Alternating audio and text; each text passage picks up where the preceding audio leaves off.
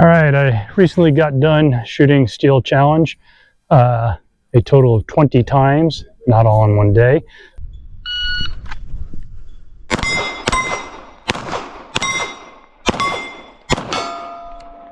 But over a period of many weeks, utilizing a red dot equipped pistol. In addition, I participated in a couple of, a bunch of different classes with students. And so I wanted to just touch on a couple of things that I learned about the red dots. First of all,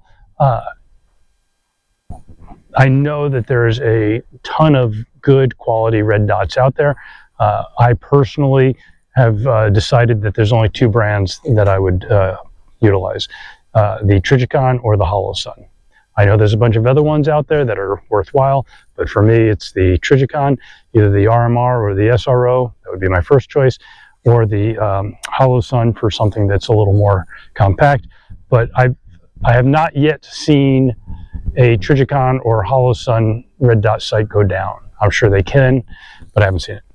And in addition to that, the other thing I would say about it is the red dot sight has to be properly mounted. I've seen very experienced shooters come out. We had an instructor from a law enforcement agency in one of the classes shooting a very high dollar gun with a very good red dot optic. However, the screws came loose, and a couple hundred rounds through the class, the red dot optic broke free and took flight.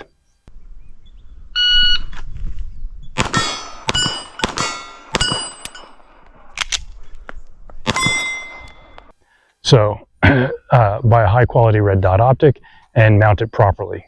That's the first thing. Second thing is, I know that there's a lot of different schools of thought about like how to grip the gun and how to find the red dots by gripping the gun or changing your grip and things like that. For me, I found that the best way to find the red dot is through practice, and it's not a lot. But if you're having trouble finding the dot, do some dry practice. Draw the gun from the holster, find the red dot, figure out what your index is. Probably 10 or 15 minutes of just quality dry practice will take you a lot further than applying pressure here, or making marks on your thumbs, or all the other things that people do. I think just a little bit of dry practice pays much bigger dividends.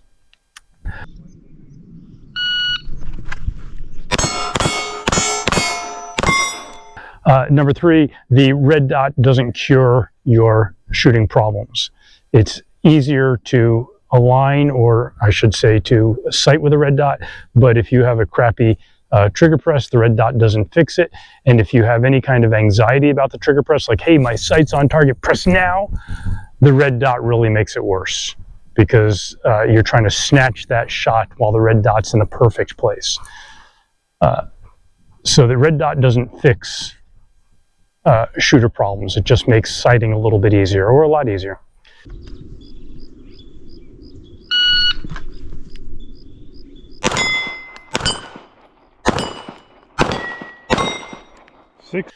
The fourth thing I learned is the red dot will teach you a lot about how your gun recoils, because unlike sights, you can sort of see the red dot move. You can see the sights move too, but it's a little easier to track the red dot movement, and so you can sort of watch it go and figure something out about your recoil. Is the gun tracking straight up and down? Is it tracking left? Is it tracking right? And that can help you. And then the final thing is the red dot can teach you a lot about your trigger press in dry practice, where you might not see your sights dip or move. With a red dot in dry practice, you will definitely see what it's doing. And the bonus thing I learned with the red dot is you definitely want to be target focused. Keep your eye on the target, let the red dot come to your eyes. So those are the things I learned shooting the Steel Challenge 20 times in a row with a red dot.